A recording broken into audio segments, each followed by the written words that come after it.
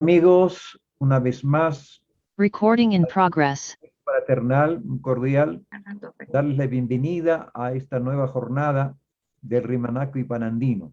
Ya estamos prácticamente a la mitad de este gran evento que se está realizando desde Cusco, Perú, alentado, organizado por el Foro Patrimonialista Cosco, de este gran evento que se está realizando desde Cusco y también patrocinado, alentado, organizado como la Corporación Kipro, el Instituto Americano de Arte y el Caribe se han sumado a esta y también patrocinado, alentado, organizado en esta tarde el tema del Instituto Americano de Arte y el Caribe se han sumado a esta y también continúa profundizándose la reflexión en torno a la situación del país, las alternativas que tenemos para poder lograr alcanzar un desarrollo humano, una sociedad auténticamente democrática, justamente en el marco de recordación del bicentenario de la fundación de la República del Perú. En este sentido, el tema de hoy, reiteramos, es sumamente importante. El título del tema, Revolución Cultural Educativa de Valores Cívicos, de Ciencia y Tecnología. Muchos han insistido en la idea de que nos hace falta muchísima educación, de que nuestra sociedad tome conciencia de nuestros valores identitarios, de los valores de nuestra cultura originaria, de la sabiduría que se manifiesta en muchos campos de la ciencia, de la tecnología, de la filosofía, de la espiritualidad en nuestro Perú. Todo eso se debe difundir, se debe conocer, y ahí viene el campo de la cultura y la educación.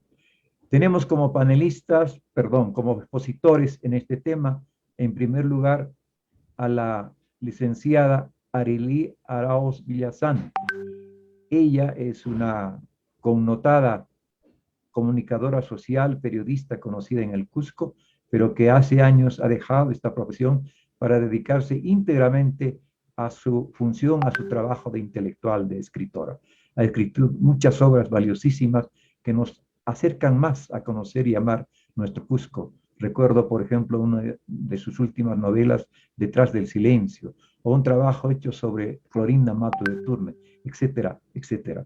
De manera que Arely es una persona muy autorizada para poder hablar de este tema. Entonces, voy a rogarle a Emilce que tenga la gentileza de poder prestar su voz para compartir con nosotros el mensaje de Arely. Arely no puede estar presente personalmente porque está en este momento en un lugar donde la conectividad es cero.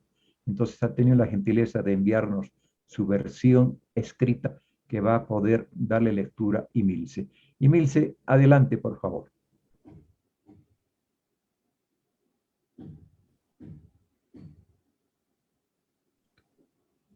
Ahí tenemos la imagen, la foto de Arely Arauz en pantalla.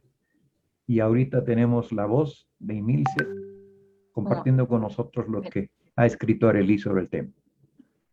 Adelante, Emilce. ¿Dónde está el texto? Un ratito, por favor, se me fue el texto. Bueno, no hay problema. Estamos en vivo y en directo y por eso tenemos estas circunstanciales deficiencias que son totalmente comprensibles en un momento como que estamos viviendo y que todos dependemos de este soporte tecnológico que no nos es muy familiar ni es tampoco tan seguro, siempre tiene sus debilidades, ¿no? Bien, vamos a ver entonces si ya tiene... Ahora sí, estamos listos. Adelante, Emilce, te escuchamos. El tema, como ya lo indicaste, de Arely o de todos los panelistas y ponentes de hoy día, es la revolución cultural y educativa de valores cívicos, ciencia y tecnología. Ella dice, todos los derechos son importantes. Sin embargo, el derecho a la educación junto al derecho a la vida, la identidad y la salud son derechos fundamentales del ser humano. Por lo tanto, su cumplimiento está estipulado por las cartas magnas y o constituciones que rigen el destino de los países. La educación es permanentemente a lo largo de la existencia del ser humano. Es un proceso dinámico, no es estático ni está circunscrito solo a los alcances y atributos de una educación formal, sino parte vital del mundo de la cultura y de las relaciones que se configuran a través de sus diferentes manifestaciones. poco o nada se puede avanzar en el desarrollo de los seres humanos y de la sociedad en su conjunto si no se tiene y pone en vigencia este derecho indispensable y base para cualquier cambio y transformación. Por ello, la educación es el instrumento fundamental para lograr una revolución cultural permanente. En el caso concreto del Perú, la educación es un derecho que lamentablemente está postergado. Es débil y lejano, semejante a un canto de sirenas, especialmente en sectores vulnerables y marginados, y donde la presencia del Estado simplemente es inexistente o simplemente cumple un rol regulador lleno de deficiencias y carencias que le impiden cumplir su rol de promotor y dinamizador de la cultura y educación. Por ello, ahora más que nunca se impone con carácter dramático, urgente, una reforma no solo educativa, sino una revolución cultural. Entendiendo esta revolución como un proceso que pretende adaptar la realidad de la práctica y necesidades educativas a los cambios políticos, sociales, culturales, introduciendo modificaciones e innovaciones acorde a los tiempos que nos toca vivir. Estos cambios, para ser revolucionarios y eficientes, tienen que basarse en principios y valores y enfoques que hagan del Estado, de los gobiernos, entes dinamizadores y gestores de una cultura de paz, de convivencia armoniosa con la naturaleza y el entorno donde se desenvuelve la vida cotidiana del ser humano y se produce desarrollo personal y social sostenible y acorde con nuestra condición humana racional y solidaria.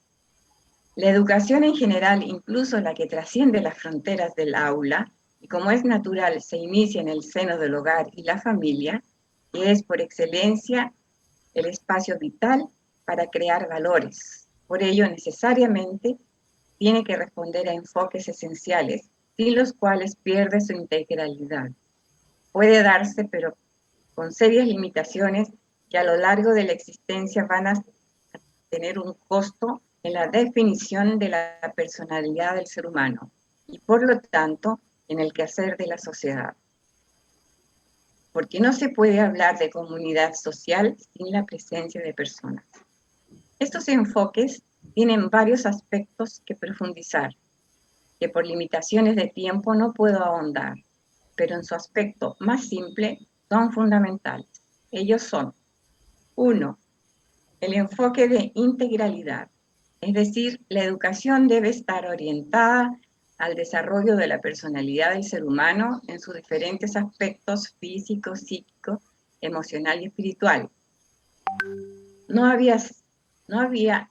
habla solo de instrucción, ni de la formalidad de un proceso de aprendizaje de conocimiento, con la consecuente interrelación de maestro-alumno, sino se centra en una actitud holística, buscar el desarrollo del ser humano de manera integral en espacios de familia, escuela, sociedad, cada uno de los cuales deben estar interconectadas entre sí y utilizando sus características y dinámicas de intervención.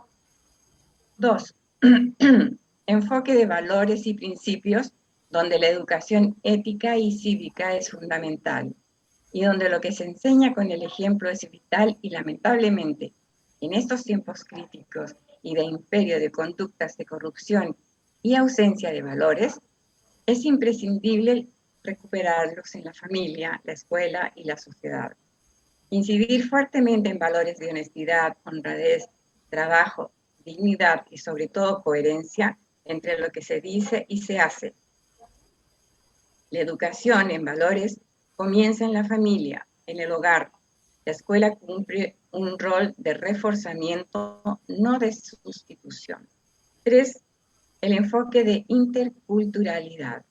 Y es el caso que en el caso del Perú es esencial porque somos un país pluricultural, multilingüe, multirracial, con profundas diferencias que plantean la presencia de espacios permanentes de diálogo entre culturas que, respetando sus diferencias, resultan espacios acordes para desarrollar valores de respeto, de solidaridad, de tolerancia, integración y unidad, y sobre todo de actitudes de escucha, de enriquecimiento mutuo entre interlocutores y no el monólogo de una cultura occidental que históricamente se construyó en base a la imposición de lenguas, credos, costumbres que han generado dominación y dependencia sin querer aceptar o ofrecer resistencia a reconocernos mestizos y por lo tanto no caer en el juego perverso de odiosas discriminaciones, sean estas de carácter racial, social, económico, sexual o cultural. Cuarto, enfoque de género o propuesta de género.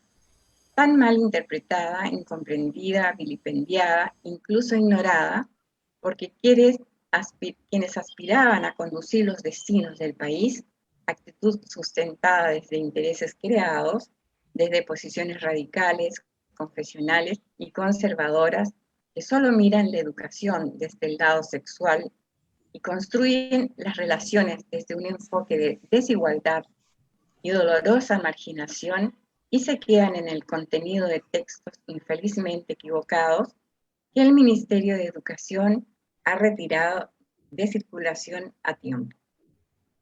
Con argumentos falaces, prejuiciosos, basándose en concepciones bizantinas que sirven a transnacionales oscurantistas propias del medioevo, como el colectivo internacional Con mis hijos no te metas, ha negado la esencia, limitando la posibilidad de que nuestros hijos sean educados con amplitud de criterios, con conocimientos ciertos de biología y psicología, que los lleven a ejercer empatía, tolerancia y respeto por las diferencias, aceptando solidariamente al otro, sin que ello signifique aberración o malos ejemplos.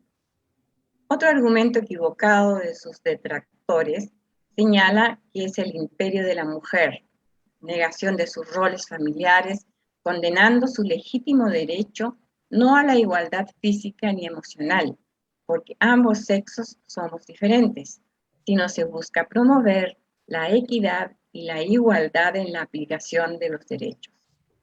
El enfoque de género se conoce poco y se habla mucho sobre él, de manera despectiva e intolerante, porque solo se le mira desde una sexualidad discriminatoria, olvidando el drama personal de los diferentes.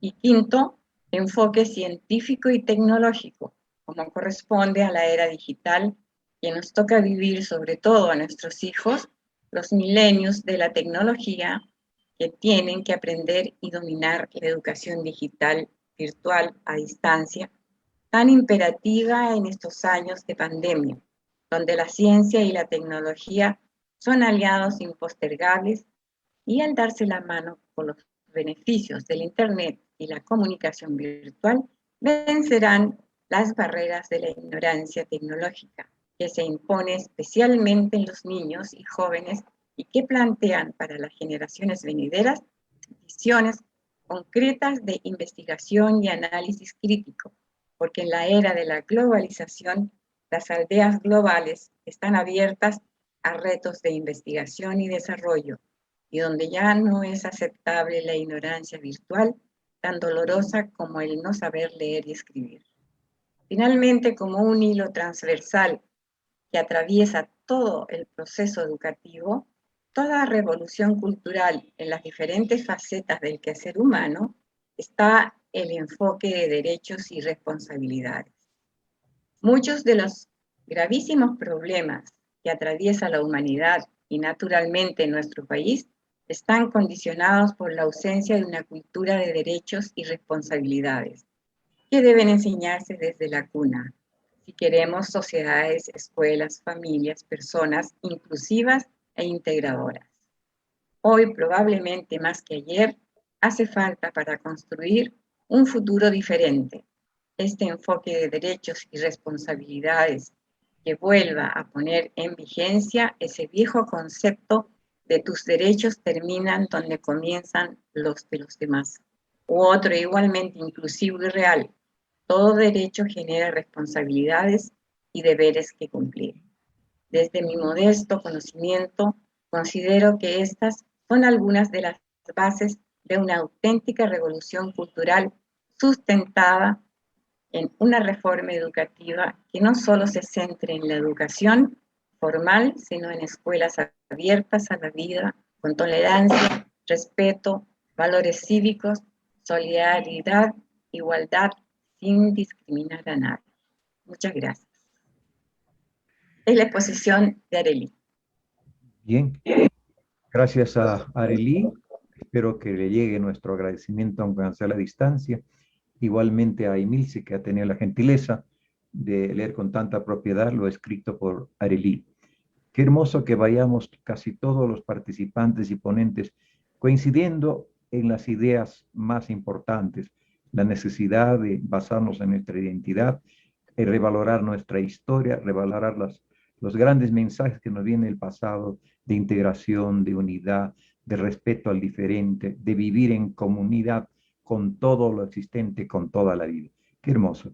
Hermoso también que ya estemos todos casi en consenso, reconociendo que somos una sociedad, un país mestizo. Bien, seguimos ahora con la ponencia del señor Zúñiga, si está al aire, por favor. Ha entrado, sí.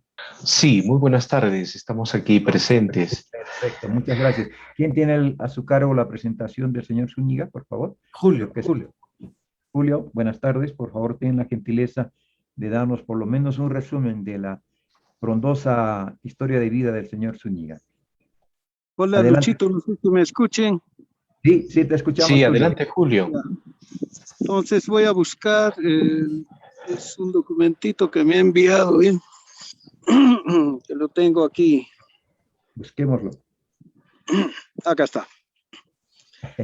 Algunas referencias profesionales del magíster Luis Zúñiga Álvarez.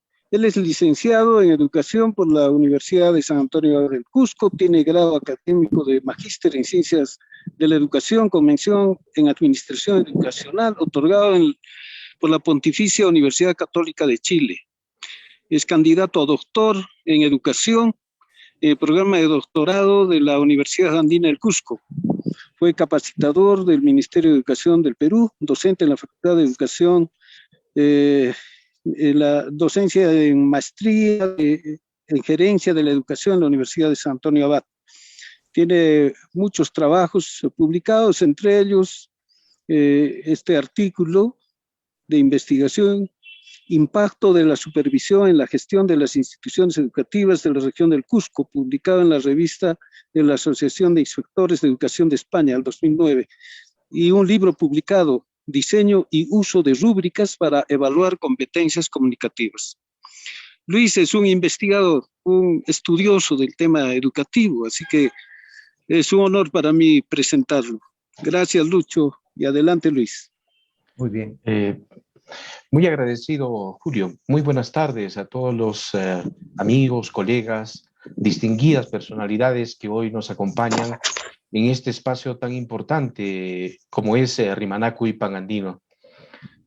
Permítame felicitar y agradecer a los organizadores de este importante evento académico y al mismo tiempo resaltar la brillante iniciativa de todos ellos utilizando estas tecnologías para seguir enriqueciendo la discusión, el debate de todos estos aspectos relacionados al desarrollo de la cultura, la educación y de las ciencias en nuestro contexto regional. En un momento muy especial, desde luego, trascendental también yo diría en la historia de nuestro país, ya que celebramos el bicentenario de la independencia del Perú. Pero dejamos muy en claro que esta celebración es en reconocimiento justamente al sacrificio, al esfuerzo de nuestros mártires y próceres que ofrendaron su vida por acabar con la opresión del dominio español de aquellos momentos. Y también haciendo notar que la construcción de una sociedad integrada, inclusiva, con una ciudadanía libre, sigue siendo todavía una tarea inconclusa, como decía el gran historiador peruano Pablo Macera. y las consecuencias de este proyecto social inconcluso sigue manifestándose en la actualidad, mostrándonos que aún después de 200 años, las venas siguen abiertas, como decía el gran Eduardo Galeano. Después también recojo las expresiones de el gran José María Arguedas, el autor de Todas las Sangres, cuando nos muestra, y en este contexto que estamos viviendo, se pueden apreciar las fracturas, ¿no? Producto de esa vigencia de un pensamiento quizá perverso, colonialista, centralista, de que el Perú es solo Lima, y que por tanto es ahí donde se debe definir los destinos de un país. Seguimos siendo un país ancho, pero también ajeno, como decía el gran Ciro Alegría, y por lo tanto necesitamos seguir construyendo con todas las sangres una sociedad más democrática, más inclusiva, a partir del reconocimiento de su diversidad cultural, social y también geográfica. En esta ocasión quiero compartir con ustedes la ponencia que he venido a denominar la educación científica, un imperativo para la formación de una ciudadanía local en tiempos de pandemia. Y compartiré estas reflexiones valiéndome de unas ideas propuestas por el gran pensador francés Edgar Morin, quien acaba de cumplir 100 años de existencia, y gracias a todas esas contribuciones realizadas en el campo de la sociología y de la educación, ha recibido pues un merecido homenaje por parte de la UNESCO. Permítanme, por favor, compartir la pantalla, no sé si lo puedo hacer, si me da un comprendido. Adelante.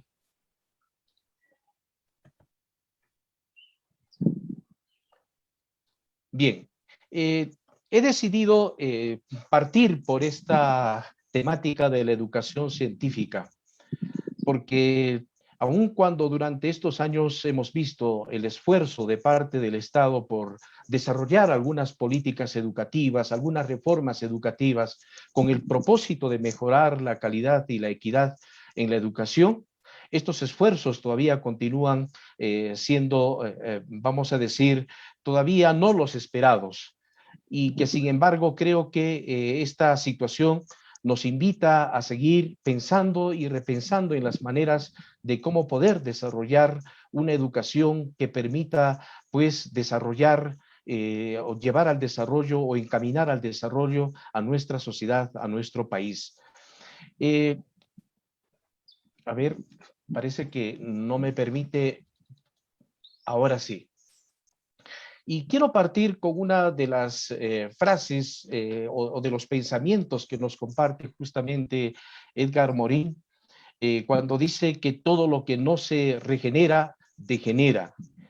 Y esto es así porque no hay ningún sistema, proceso o elemento de la realidad que pueda mantenerse vivo, productivo y creativo si no se está regenerando continuamente.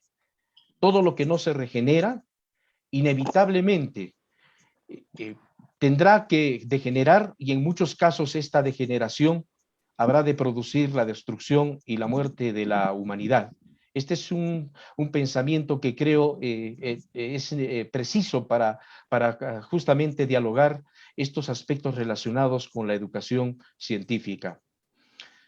Y parto de justamente con esta afirmación en el sentido de que en las próximas décadas el bienestar de todas las naciones en el mundo, incluidas la nuestra, dependerá de una educación científica de calidad que tengamos todos y cada uno de nosotros, los ciudadanos.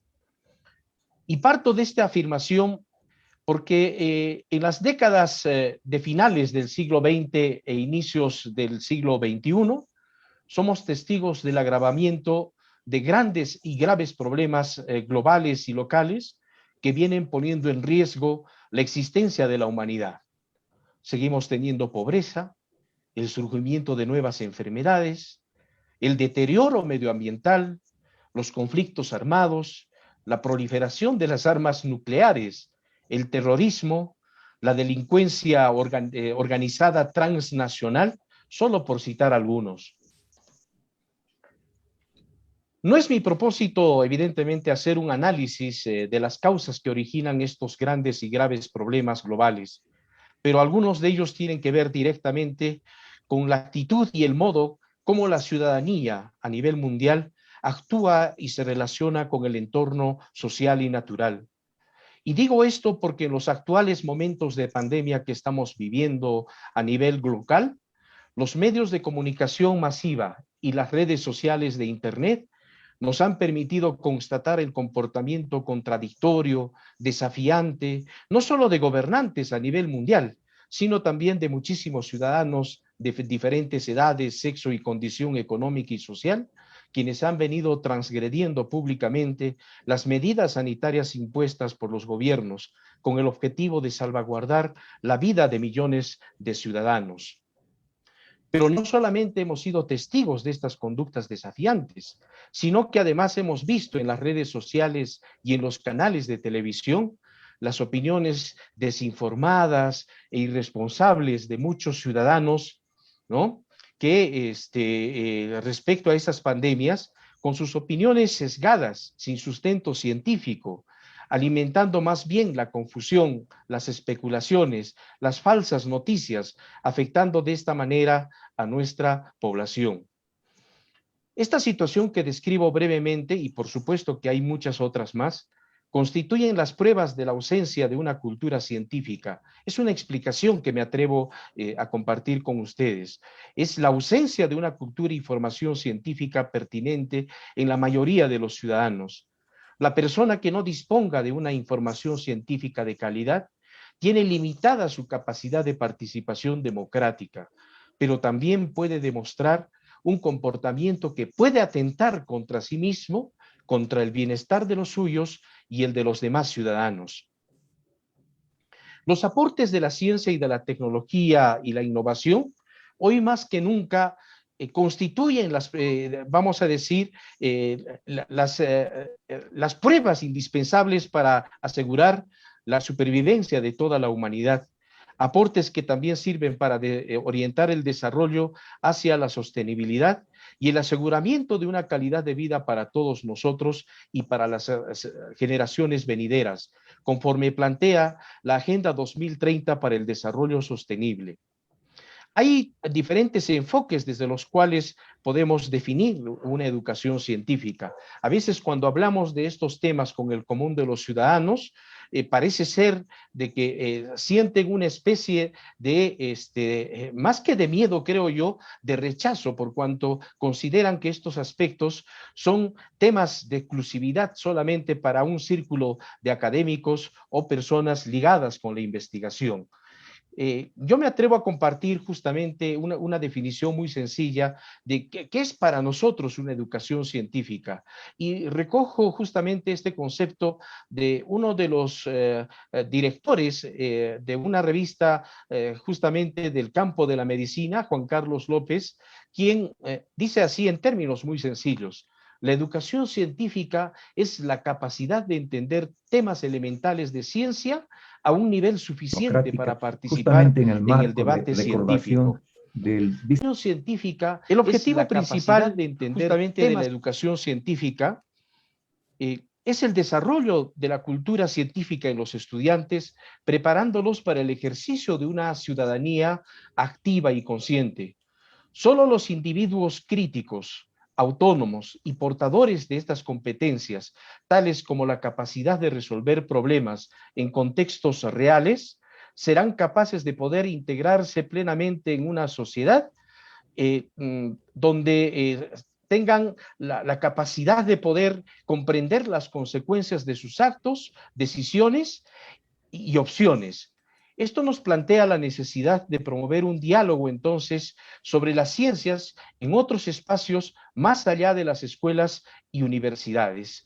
Yo creo que a partir de estas revisiones teóricas vamos entendiendo que la educación científica no puede ser únicamente exclusividad de los espacios académicos formales. Me refiero de aquellos espacios donde formamos a las generaciones presentes, a las generaciones jóvenes presentes, a los niños, a los adolescentes, sino también es preciso mirar otros espacios en la sociedad donde podamos acercar estos temas relacionados a la educación científica también a los adultos.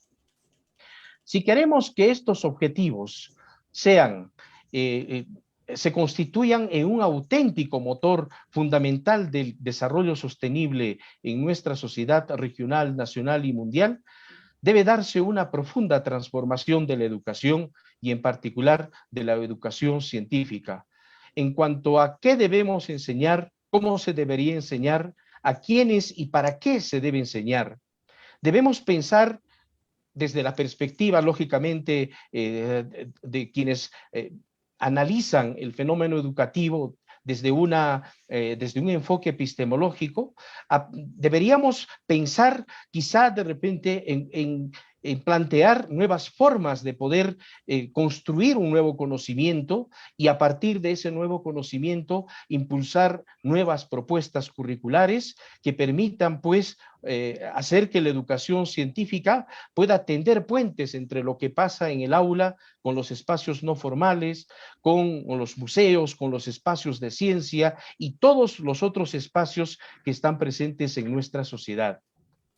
Pero lo que aquí advierto en este momento es que en este momento surge un debate no solamente en quienes están, digamos, preocupados por el desarrollo del conocimiento en los diversos campos de la ciencia, sino también en algunos académicos que investigan el campo de la didáctica. ¿Qué ciencia vamos a enseñar? ¿Desde qué orientación epistemológica vamos a enseñar? ¿Bajo qué modelo pedagógico didáctico vamos a enseñar? ¿Para qué vamos a enseñar? Y también una pregunta que para muchos puede parecer, digamos, demasiado fuerte o atrevida o muy directa, ¿contra qué vamos a enseñar?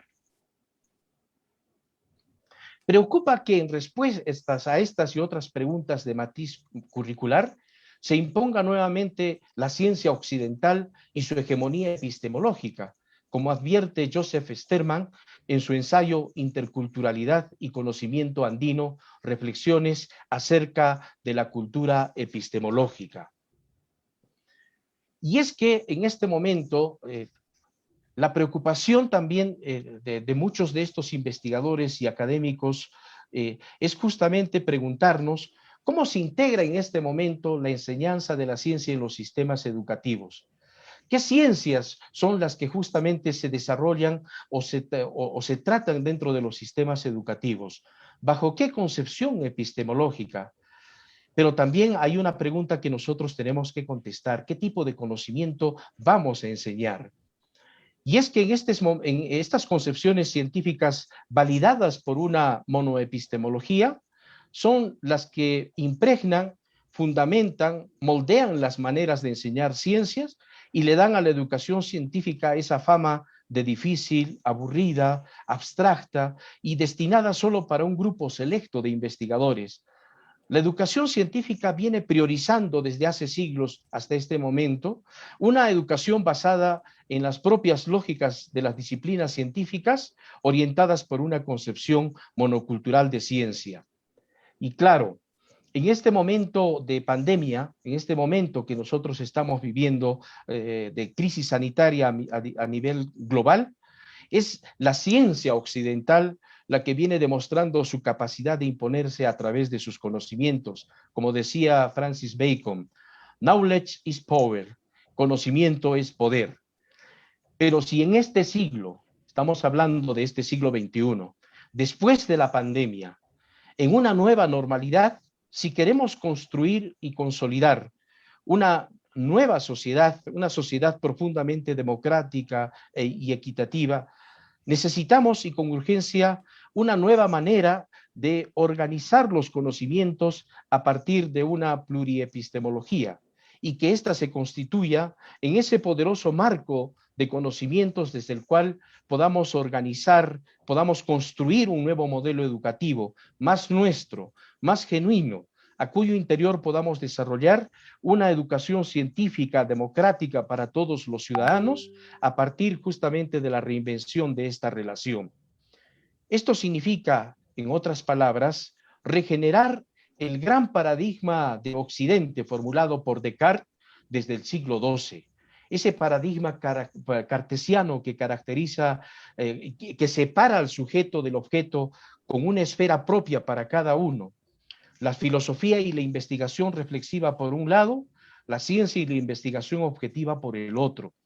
De allí proviene el asignaturismo, la fragmentación del conocimiento que hasta hoy predomina en la enseñanza de los conocimientos en todas las instituciones educativas de nuestro sistema educativo. Necesitamos, pues, encontrar nuevos sustentos para construir una nueva epistemología. Y uno de esos sustentos considero la obra construida, ¿no? Esa obra desarrollada por el gran pensador francés Edgar Morin, quien en su obra 7 saberes necesarios para la educación del futuro nos plantea la necesidad de articular y organizar los conocimientos y reconocer los problemas del mundo. Es necesaria una reforma del pensamiento, así lo plantea Edgar Morin, una reforma del pensamiento de tal manera que esta reforma, más que programática, sea una reforma paradigmática, es decir, una reforma del pensamiento.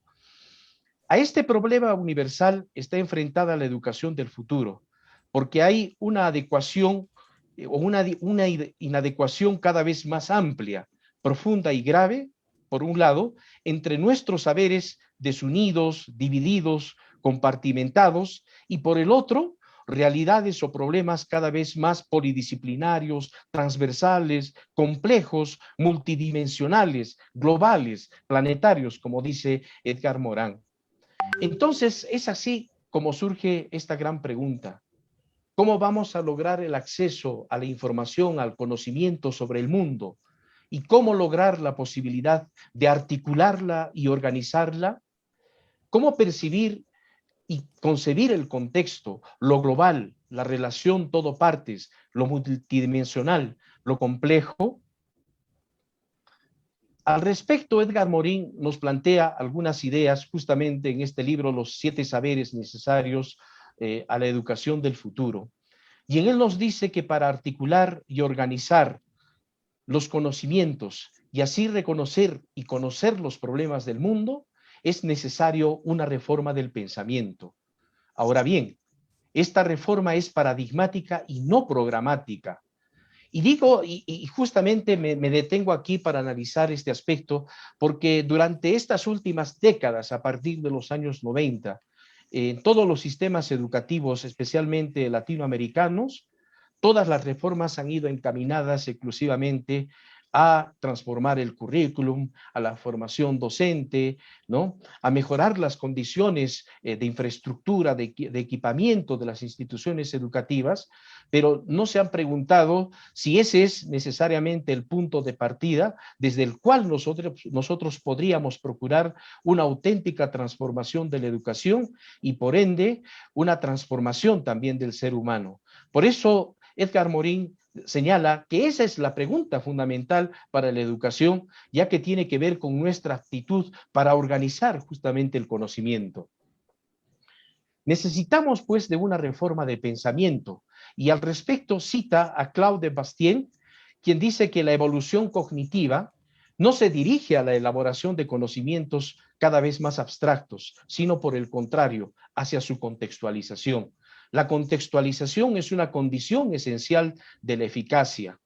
Hoy vemos cada vez más, y esto es algo que no hemos desterrado todavía de las instituciones educativas, el trabajo del profesorado, ¿no? Esa relación que se da en los procesos de enseñanza-aprendizaje, donde la preocupación es avanzar y avanzar los conocimientos sin ni siquiera preocuparnos si es que acaso estos van a ser útiles en la vida y van a ser útiles para poder atender esas necesidades, esos intereses, esas inquietudes que en este momento tienen los niños, los adolescentes y también los jóvenes universitarios en todo el sistema educativo. Otra idea y otro planteamiento que recojo de Edgar Morin justamente en este interesante libro, Los 7 saberes necesarios de la educación, es cuando señala que existe un problema capital aún desconocido. La necesidad de promover un conocimiento capaz de abordar los problemas globales y fundamentales para inscribir allí conocimientos parciales y locales. Es decir, donde tengamos la posibilidad como sociedad, como un espacio local, de poder situarnos también dentro de estas grandes problemáticas que se presentan a nivel global. De allí que planteo esta frase, o recojo esta frase, porque en realidad no es una frase que yo la utilizo, sino ya lo vienen utilizando muchos otros sociólogos. Esta necesidad de entender la globalidad. También el mismo Morán señala la supremacía de un conocimiento fragmentado, como lo hemos advertido hace un momento, según las disciplinas, impide a menudo operar el vínculo entre las partes y las totalidades, y debe dar paso más bien a un modo de conocimiento capaz de aprender los objetos en sus contextos, sus complejidades y sus conjuntos. Esta suerte de asignaturismo que todavía predomina en nuestro sistema educativo hace que el estudiante no vea el conocimiento como una totalidad, no vea el conocimiento desde una perspectiva más articulada para poder explicar estos grandes problemas que se presentan en un escenario como el que hoy estamos viviendo a nivel mundial, un escenario volátil, un escenario incierto, cambiante y ambiguo, de modo tal que ese conocimiento y ese saber que reciben en sus propias aulas son insuficientes, por no decir inservibles, para poder explicar la magnitud de todos estos problemas que hoy se presentan en el presente siglo. Esta concepción e identidad de la educación científica ha ido en cierto modo constituyéndose como responsable de la manera de presentar los conocimientos científicos en el momento de ser enseñados, fragmentados, parcelados, incidiendo en la falta de aprendizaje y motivación y por lo tanto considerados como fines en sí mismos. No es de extrañar que la ciencia en nuestras instituciones educativas constituyen algo así simplemente como contenidos, como temas que únicamente sirven con propósitos más de poder hacer que el estudiante los aprenda para un examen y como resultado de ese examen puedan simplemente pasar a un siguiente nivel o ser promocionados. Pero en el fondo no estamos trabajando realmente una educación científica. Hoy no se trata de enseñar ciencias, sino más bien se trata más de educar a través de los conocimientos científicos, lo que transforma los conocimientos en medios para educar y formar a la ciudadanía y los aleja de ser un fin en sí mismo. Se trata entonces de educar con y por las ciencias, educar a través de las ciencias. Esto implica reencontrar el placer de pensar y la alegría de comprender el mundo en el cual se vive y se actúa. Para concluir, nuevamente reitero esta idea que creo que es la que yo planteo y propongo en esta discusión, en el sentido de que en las próximas décadas el bienestar de todas las sociedades en el mundo va a depender exclusivamente de la educación científica de calidad al que accedamos todos los ciudadanos. Para poder cumplir con este propósito, va a ser necesario primero construir una pluriepistemología, capaz de armonizar todos aquellos conocimientos de nuestras culturas ancestrales con los de la ciencia occidental. Solo a través de esta nueva manera de organizar todos estos conocimientos provenientes de la diversidad cultural, armonizados con los conocimientos de esta ciencia occidental, va a ser posible reformar la educación y concretamente la educación científica para reformar el pensamiento como propone Edgar Morin. Agradezco mucho vuestra atención y muchas gracias. Aquí me quedo. Muchísimas gracias al señor Luis por esta importante exposición que enriquece todo lo que venimos reflexionando en este Rimanaco Ipanandino. Creo que las ideas más importantes que nos ha compartido es el hecho de que hay que reformar el pensamiento, que necesario, indispensable para la sobrevivencia de las sociedades humanas, el conocimiento científico, la educación científica. Entiendo, aunque no lo ha dicho explícitamente, que él cuestiona el concepto epistemológico de ciencia occidental y por tanto le asigna también valor científico al conocimiento nuestro, así como ocurre en otros campos del conocimiento. Se ha dicho que nuestras culturas no tienen filosofía, no tienen jurisprudencia, no tienen normatividad legal, no tienen concepción sociológica, etc. Sin embargo, estamos viendo a lo largo de estas exposiciones que nuestros saberes son tanto más profundos que los que provienen de Occidente. En ese sentido, muchas gracias al señor Luis Zúñiga por tan ilustrativa exposición. Obviamente lo comprometemos a que siga con nosotros y pueda a futuro ampliar sus exposiciones en certámenes más específicos. Bien, el turno de participación es ahora de los señores panelistas. Invitaríamos a Noemí e Emilce, si es posible, en principio tal vez a Noemí Estrada. ¿Quién le va a presentar a Noemí? Por favor, para que nos diga algo de su tremenda historia y hoja de vida. Yo podría pasarme horas hablando de Noemí, pero mejor que lo haga quien está encargado. ¿Quién lo hace? ¿Oscar? Emilce. Ah, Emilce, muy bien. Emilce va a hablar de Noemí Estrada brevemente. Tiene que activar el micro. Noemí es, como dice Lucho, una tremenda hoja de vida. Es un libro al que hay que abrir y referirse a él con bastante tiempo. Pese a que somos familia, tengo en mi memoria muy pocas de sus acciones durante su vida profesional. Sin embargo, quisiera mencionar lo más importante que ha sido para ella, ha sido la educación inicial, ha sido desempeñarse como maestra de jardines infantiles y tener a su alrededor a niños pequeños de 4, de 5 años, vocación que la ha mantenido viva en todo el tiempo que ha tenido a su cargo el desempeño de su profesión.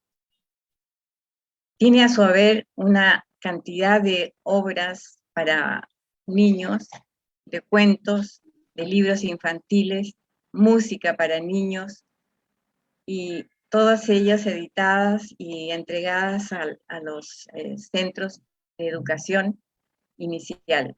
Hay un centro de educación inicial en el Cusco que lleva su nombre incluso, Noemí Estrada. Y bueno, hay una cantidad de cargos oficiales que ha tenido en el Ministerio de Educación como jefa primero en el Cusco y luego en el Ministerio de Educación en Lima, a los que ha tenido que dejar por su necesidad de volver al Cusco, a atender otros asuntos como el de dirigir también la Sociedad Procultura. Es un legado de su madre, de la señora Abelina Pérez de Estrada, que se lo dejó a ella como herencia, diría yo, para continuar con la labor cultural que allí se desarrolla. Dejo aquí en este punto para no darle tiempo a su exposición, y bienvenida Noemí a este foro.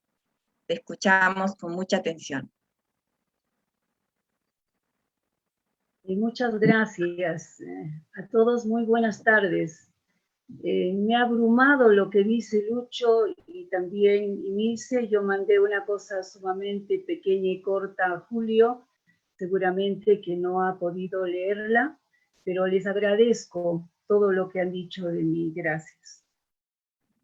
Debo de agradecer de primera intención a Foro Patrimonial y a Yachay por esta oportunidad que me da para poder hablar de un tema tan trascendental que es la educación.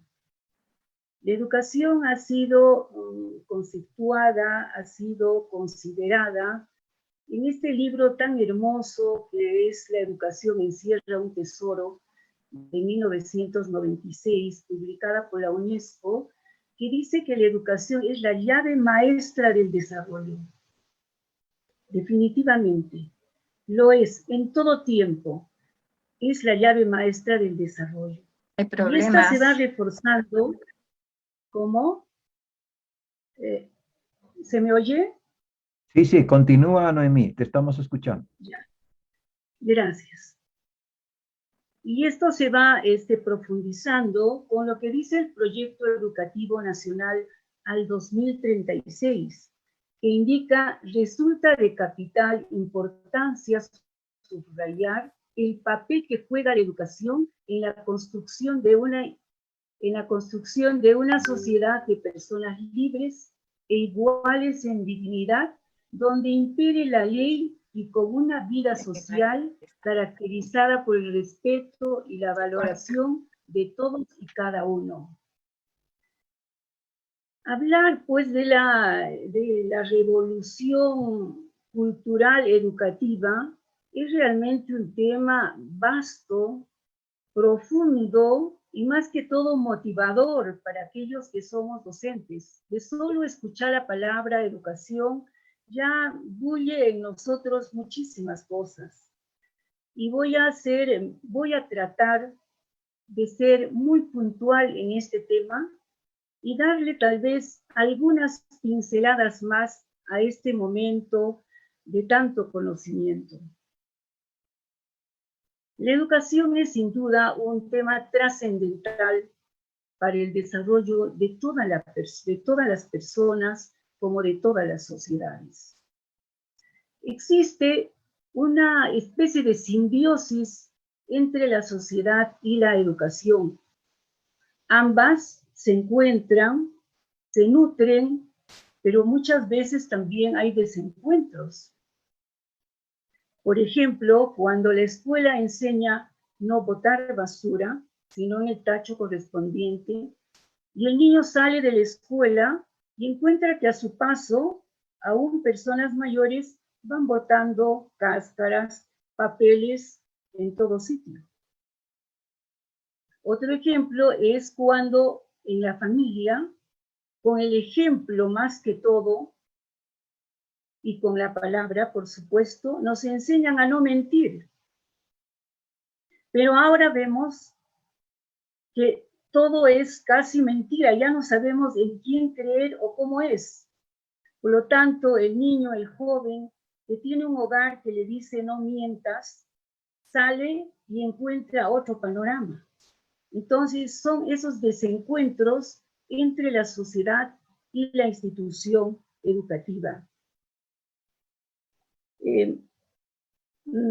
Todo lo malo no es culpa de la educación, no es culpa de la institución educativa, como frecuentemente vemos y escuchamos. La educación y la formación del hombre corresponde, pues, a entidades establecidas y organizadas en todas las sociedades. El primer formador, sin duda, es la familia. Luego vendrá la familia y la institución educativa. Y por supuesto se incorporará con los años la comunidad. Es por eso que se han establecido en todas las instituciones educativas las escuelas de padres. Y en muchos lugares del mundo, promovidas por municipios, se han instalado las ciudades educadoras. La educación ha sido declarada por entidades mundiales a las cuales pertenece el Perú, y lógicamente que en el Perú ha sido declarada como un derecho impostergable. No lo podemos postergar. El Currículum Nacional del 2016, que está vigente, tiene como primer enfoque transversal el enfoque de derechos, en el cual todos tendríamos que conocer que reconoce al estudiante como un sujeto de derechos y no como un objeto de cuidado. Estas últimas décadas han sido pues de un aceleradísimo desarrollo científico, tecnológico, económico, que ha llegado a la población en una forma muy desigual, originando cambios sustanciales en la sociedad. Sin embargo, todas las sociedades vamos buscando la vigencia de los derechos, vamos buscando la libertad, vamos buscando la equidad, la tolerancia, el cuidado del medio ambiente. Pero por estas profundas inequidades que observamos y que vivimos diariamente, esas exclusiones, esas incomprensiones y hasta ese racismo en pleno siglo XXI, impiden realmente que esos deseos se hagan realidad. Y ya hemos visto, ya hemos vivido que esta pandemia nos ha deslumbrado completamente. Nos ha encontrado con un sistema de salud totalmente deficiente que ha causado muchísimas muertes y enfermedad. Y hemos comprobado que en la educación, en el sistema educativo, ingresó muy poco o casi nada todos los avances tecnológicos que viven y bullen en las sociedades de hoy. Sin embargo, las personas, los gobiernos, tienen que proponerse retos para subsanar estos problemas, para desarrollar. Y tienen al lado, van paralelos, unas olas gigantescas que son esas corrientes que nos cambian y revolucionan las sociedades. Nos cambian en todo sentido. Y yo creo que las principales corrientes que están cambiando nuestra vida totalmente, y más que todo en el campo educativo, son la neurociencia y la tecnología. La neurociencia está conceptuada como un conjunto de disciplinas que se dedican al estudio del sistema nervioso y del cerebro, generando nuevos conocimientos. Hace más de 3 décadas que nos dan información sobre la estructura, sobre el funcionamiento del cerebro, y no solamente en la infancia, como hace varias décadas, sino ahora nos dan información qué pasa en nuestro cerebro cuando somos jóvenes y más cuando somos adultos. Entonces la neurociencia cada vez va descubriendo muchos campos, muchos aportes nos está dando y mucho más, lógicamente, para la educación. Gracias a ello, se confirma, y por supuesto que reaprendemos, que aprender es una actividad continua de toda la vida, no es solamente en una determinada edad. Sin embargo, se han encontrado o se encuentran etapas sensibles donde el aprendizaje es mucho más fácil, y son la infancia y la adolescencia. Estas etapas han sido denominadas ventanas abiertas a las oportunidades. Estas ventanas abiertas a las oportunidades permiten y facilitan que esa plasticidad que tiene el cerebro pueda ofrecer a la persona todas las posibilidades para aprender rápido y bien. Y más que todo para retener aquello que es importante, sobre lo cual vamos a seguir aprendiendo o aumentando nuevos aprendizajes. Estos descubrimientos, sin duda, impulsan, retan a la educación, al sector educación, para poder replantear, para poder revisar todo lo que son los planes y programas y poderlos hacer acordes al desarrollo del estudiante. Hoy existe la llamada neuroeducación, que nos ofrece infinidad de información, de aportes, y nos señala, por ejemplo, algo que, disculpa que te diga del nombre Luis, que nos ha traído un panorama tan amplio de la ciencia, y realmente tendríamos que detenernos en que estamos rodeados de ciencia, porque en la naturaleza está la ciencia. Nos dice la neurociencia y la neuroeducación que el niño debe de estar en contacto con la naturaleza, que el niño tiene que saber desde muy pequeño observar, descubrir, porque en estos descubrimientos, en estas observaciones, va a ir adquiriendo nociones de lo que es el tiempo, de lo que es el espacio, de lo que es la forma, el color. Estas bases van a servir para que después de unos años los niños tengan conceptos, razonamiento, y luego llegará a la adolescencia en la que crece y se reestructura el cerebro, capacitándolo al adolescente para el pensamiento abstracto. Se dice que hay factores ambientales que ayudan al desarrollo de esta sinapsis o del desarrollo del cerebro. Y son cosas tan elementales que a veces no les damos importancia. Nos dicen que es bueno todo lo que son relaciones sociales, que son las interacciones, que son la nutrición, el ejercicio físico y el sueño. Qué importante el sueño. Ahora casi todo el mundo dice yo duermo 4 horas, 5 horas. Los niños dicen no duerme mi hijo, ¿qué hago con tanta pantalla? Sin embargo, el sueño es un nutriente del cerebro. Por lo tanto, tenemos que tenerlo en cuenta. Tenemos que tener en cuenta que el ejercicio físico también lo nutre. No podemos estar quietos o sentados todo el día. Tenemos que movernos.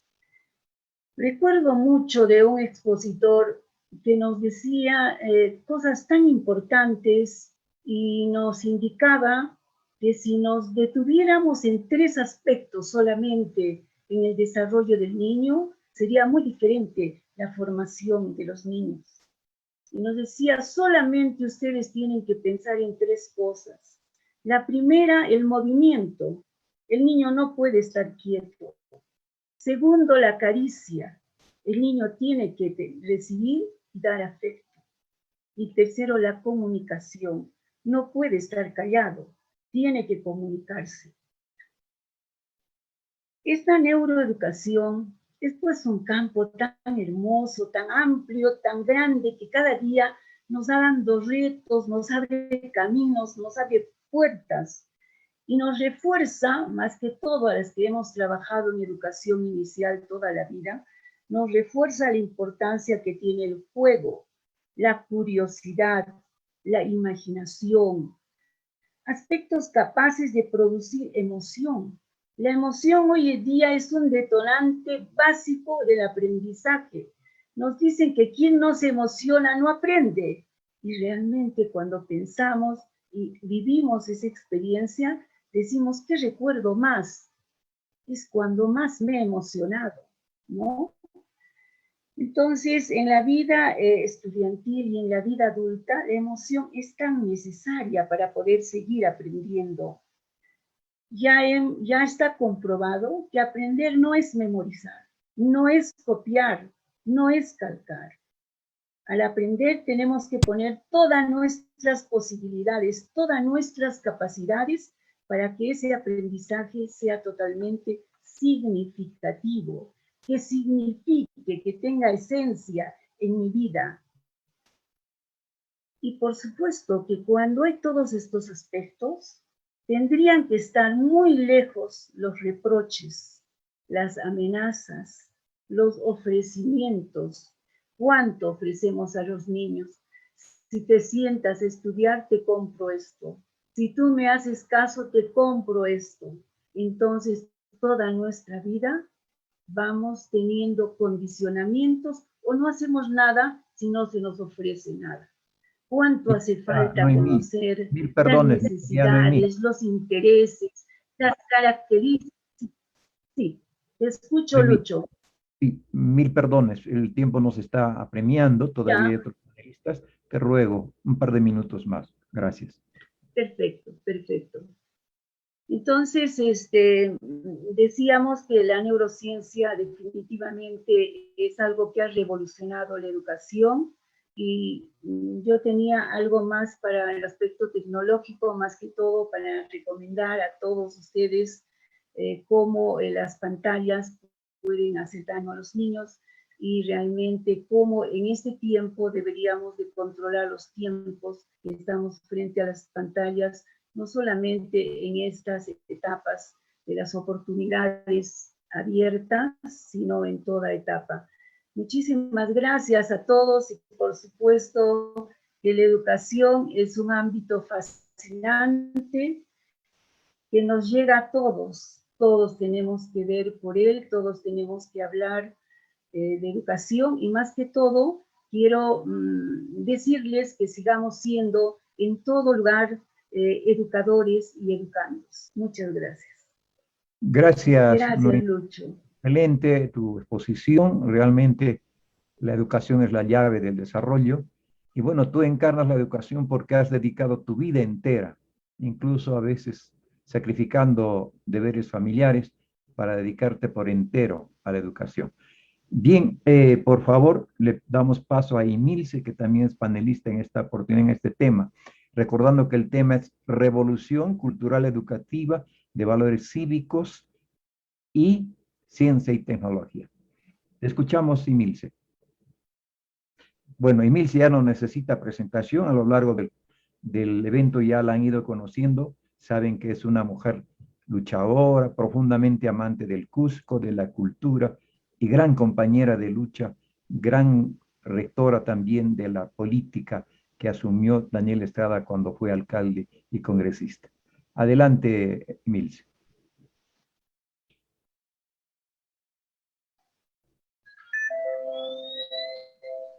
Gracias, Luchito.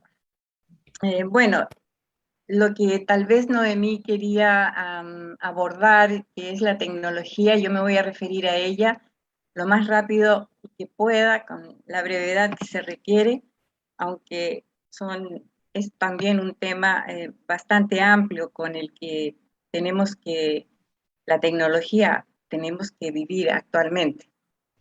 Yo intentaré destacar este papel, el papel de ella, porque puede cumplir esta herramienta digital mucho en la eficacia de la actividad docente y con la tarea de inculcar valores a los estudiantes, permitiendo nuevas formas y medios de aprender, como también los riesgos que existen en la escolaridad si es que no se acomete una buena preparación del maestro sobre cómo debe ser el enfoque de su trabajo con las nuevas herramientas tecnológicas. La formación en valores en la escuela cobra preponderancia en la actualidad, pero se debe considerar que las nuevas tecnologías traen implícito peligros que aún no medimos del todo.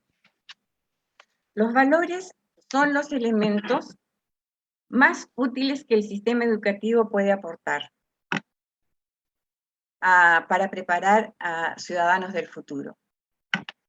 Y que en estos tiempos de cambio cada vez más veloces demandan actitudes y conocimientos nuevos y en que la iniciativa, el trabajo en equipo, la solidaridad, la capacidad crítica, la interacción y las habilidades sociales seguirán siendo favorables y muy necesarias.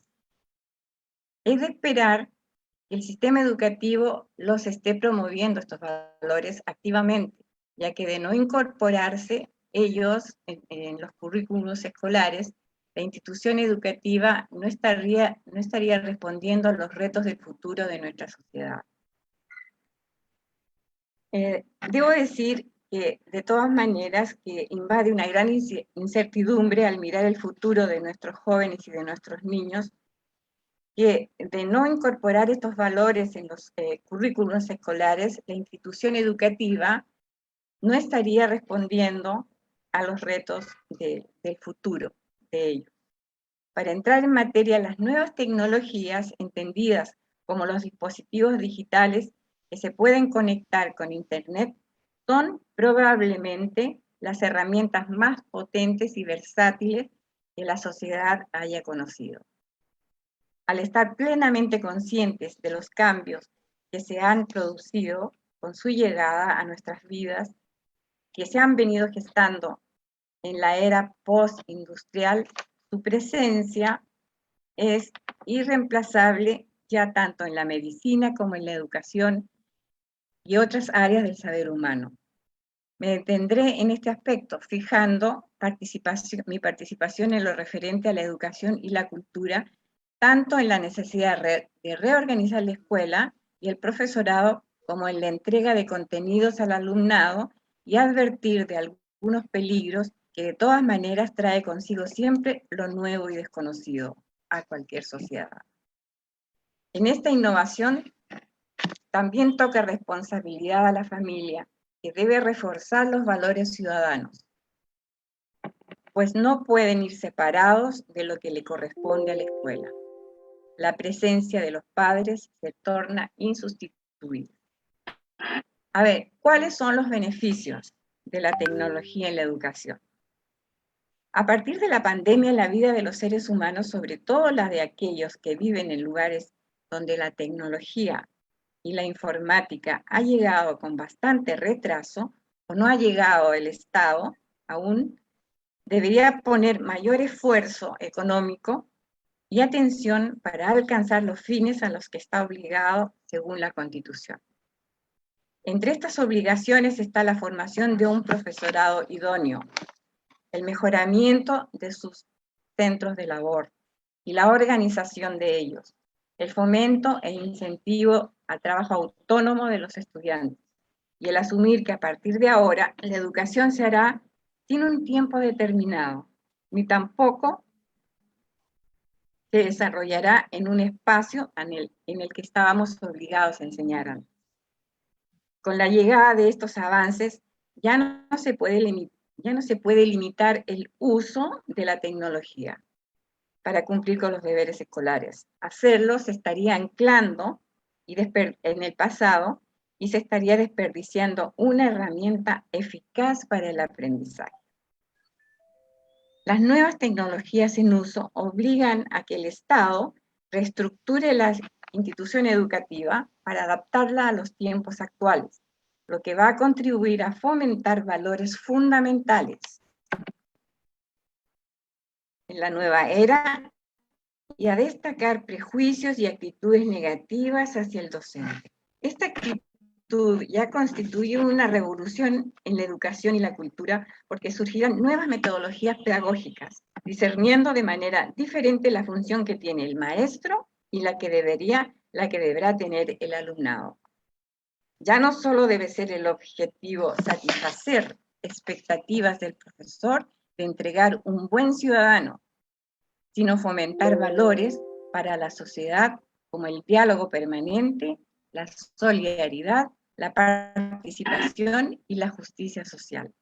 De gran potencia será incorporar en la enseñanza de nuestra sociedad del siglo XXI el espíritu crítico e iniciativa personal al plantear proyectos dentro de la escuela y más adelante en el mundo laboral, porque los objetivos de hoy pueden estar desfasados en una sociedad del futuro, sociedad en la que nuestros estudiantes se encontrarán ante una realidad todavía más cambiante, con novedosas herramientas con las que tendrán que analizar la realidad y buscar los datos más fiables para tomar decisiones.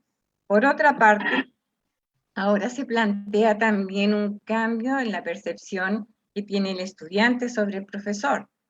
Este dejó de ser la fuente de sabiduría del profesor. El estudiante sabe que el maestro ya no podrá competir con lo que está presente en la web, pues sabe que allí se concentran los expertos en determinadas materias. El respeto del estudiante por el saber del maestro surgirá si el profesor se esmera en adquirir nuevas habilidades pedagógicas. Así, la aportación que el profesor hará a los estudiantes no es la de proporcionar la información correcta, sino la de ayudarles a encontrarla, la de ayudarles a identificarla, a seleccionarla y enseñarles a citarla y a hacerla suya respetando sus autorías. Este nuevo rol implica un cambio de valores importantes. El profesor tradicional exige silencio, obediencia y atención a su persona, pero el profesor del siglo XXI deberá actuar como facilitador, fomentará el debate, la iniciativa y la atención a los compañeros para que entre todos, con su supervisión y apoyo, irán encontrando el camino hacia el conocimiento. O sea que se deberá promover el protagonismo del estudiante. Su participación es la que tendrá importancia en el aula y el profesor resaltará el trabajo en equipo y la capacidad de debatir y solucionar conflictos de forma razonable y razonada. Este es el nuevo profesor que deja de ser autoritario y se convierte en un acompañante, en un facilitador. Está de más decir que para implementar una metodología con las nuevas tecnologías, el profesor debe conocer el mundo online y las distintas herramientas que se le ponen por delante. Pero no solo el profesor, es también necesario que los padres de familia o los adultos que están a cargo de estos niños concentren estas herramientas en su conocimiento, ya que es la comunidad educativa la que finalmente unida deberá incorporar los cambios. En la práctica toman protagonismo el trabajo en grupo, la realización de proyectos, las presentaciones de estudiantes y otras actividades similares. En algunos colegios particulares esta metodología ya se está implementando. Falta que ella sea una modalidad en todas las escuelas, especialmente la escuela pública. Las nuevas tecnologías facilitan que los estudiantes puedan trabajar juntos a pesar de la distancia, que puedan colaborar en un mismo documento desde distintas localizaciones y que compartan información y recursos sin estar físicamente al lado, por lo que este tipo de metodología es muy factible. Ahora, ¿cuáles son los riesgos? La incorporación de las tecnologías se la debemos a la influencia de las sociedades mayormente desarrolladas. En la adecuación a nuestra realidad latina, no se puede dejar de considerar también los riesgos que trae el sumergirse completamente en ellas, sin analizar que voluntaria o involuntariamente inducen a actuar al modo de una sociedad que globaliza el sistema, como si fuera el único modo de convivencia cultural y educativo. Por ejemplo, la educación, que tenía un valor en sí mismo con el fin de formar ciudadanos, en su mayor parte se ha transformado hoy en un instrumento dirigido al desarrollo económico y productor de riqueza, instrumentalizando el conocimiento únicamente para el trabajo. Lo califica como Fraser, que es un investigador en estos temas, lo califica como una herramienta de explotación del saber, dice. El conocimiento, igual que la tierra y el trabajo, se ponen al servicio del capital y reciben el trato de mercancías comunes como si fueran un cachivache más. Este razonamiento tal vez puede ser discutible, pues al fin y al cabo se aprende para realizar determinados trabajos. Lo que es cuestionable es la utilización del conocimiento como una herramienta de explotación y de mecanización del saber, produciendo individuos de reacciones automáticas, es decir, deshumanizándolos. El tiempo libre, el ocio, la contemplación en sí mismo y de la naturaleza se han pospuesto por la excesiva demanda de trabajo. Si bien el desafío que presenta la educación es formar individuos con plena conciencia en su cultura, ese camino parece estar dificultado por estos riesgos. El exceso de información que nos llega a través de las redes también nos vuelven sujetos casi ignorantes debido a su abundancia. Esta información, al no poder ser procesada en su totalidad por la mente, se convierte en un conocimiento que se mantiene en la superficie, escapando fácilmente de la memoria. Con este razonamiento lógico, este cambio que se produce en las sociedades de la información arriesga al educando a desatender la mejor comprensión del mundo y de nuestro lugar en el mismo, como personas libres y autónomas que participan en su construcción. En la medida que la información se amplía y se incrementa, el conocimiento especializado para desarrollar actividades tecnológicamente complejas, se tiene una menor comprensión global de la realidad que nos rodea y utilizamos un bajo contenido reflexivo y que, según Anthony Bray, nos conduce hacia una sociedad de la ignorancia. Según este autor, el conocimiento se convierte en una mercancía, pues es manejada por los grupos de poder que distorsionan la mente de los ciudadanos bajo intereses subalternos, transformando valores y disciplinas y haciendo a las personas en meros repetidores de consignas alejadas de nuestra cultura. El resultado a la postre será una menor amplitud de la visión del mundo de quienes se interesan por este tipo de información, cuyos consumidores establecen ciertos modelos, estilos y conductas y perennizan las desigualdades sociales en el ámbito de la escuela especialmente.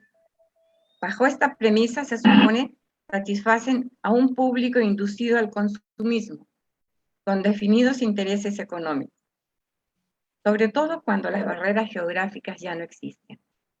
Por eso, lejos de convertir el aprendizaje en un proceso de adquisición de destrezas, se convierte en una tarea de formación bastante compleja y muy difícil de abordar, teniendo en cuenta que no podemos prescindir de Internet, herramienta útil sobre todo en la educación. Como dirá,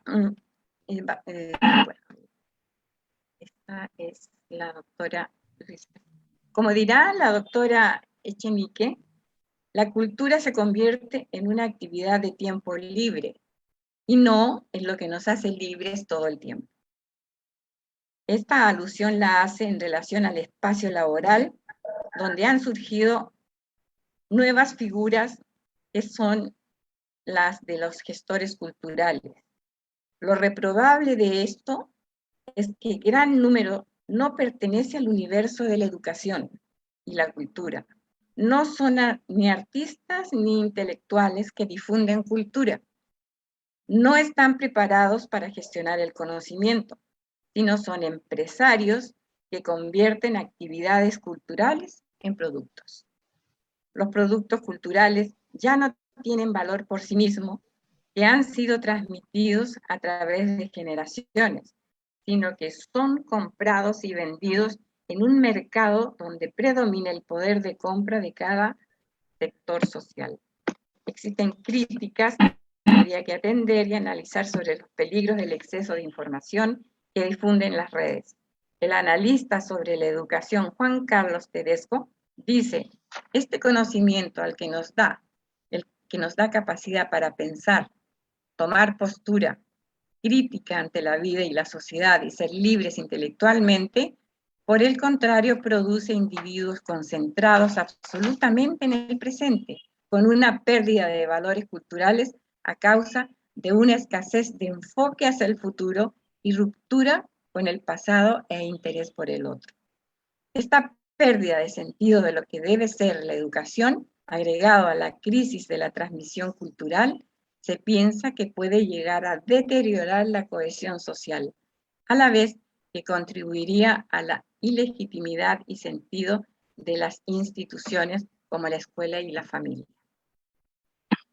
Las conclusiones a las que llegamos luego de haber leído algunos textos y construido este pequeño comentario, documento, son algunas como que la revolución cultural y educativa debe ser construida en gran medida dentro del contexto de la propia cultura, en la que se tengan en cuenta nuestros hábitos de pensamiento, nuestras concepciones del mundo, nuestras creencias, nuestros conocimientos científicos y expresiones artísticas, como marco desde donde se construyen nuestras ideas y se forma el ciudadano. No significa esto desconocer los adelantos ni descubrimientos de la humanidad que la humanidad produce, pues ellos formarán parte del saber del hombre de los nuevos tiempos. Lo que vemos hoy son modelos en muchas ocasiones externos, generalizados e impuestos por las políticas globales a través de currículos estandarizados. De esta manera, la calidad educativa termina siendo un resultado con procesos de aprendizaje de pocos contenidos y lejos de los ámbitos de nuestra cultura. El propósito que debiera tener nuestra educación debe ser darle al joven estudiante contenidos para la reflexión, a tomar conciencia de lo que observa y recibe como información. Por su parte, el maestro debe transmitirle al educando que esta información merece el filtro consciente y se acepta que debe aceptar previa evaluación y que introduzca esa información bajo una mirada crítica. La educación no es un sistema creado para recibir conocimientos solamente, sino también es un espacio para la formación de la personalidad, la ética y la responsabilidad, lo que dará como resultado hombres y mujeres capaces de conducir instituciones democráticas y el desarrollo del país. El ciudadano de hoy tiene que ser muy crítico con la información que recibe, pues los medios de comunicación mayoritarios privados pertenecen a unos pocos grupos empresariales con estrechos lazos con ideologías políticas y los medios públicos son en general la voz del gobierno o de los grupos de poder vigentes, por lo que el ciudadano tiene que saber distinguir los hechos de las conclusiones que le son mostradas. La sociedad del conocimiento tiene que construir una estructura para el aprendizaje que infunda en el educando valores que vienen de la cultura ancestral, como el trabajo colectivo y a relacionarse con el otro respetando las diferencias. Con estos datos, a primera vista, se concluye que el sistema educativo tiene forzosamente que ser reestructurado para lograr construir una sociedad instruida y formada para el futuro. Los retos de la educación se dirigen a propugnar una pedagogía de la conciencia.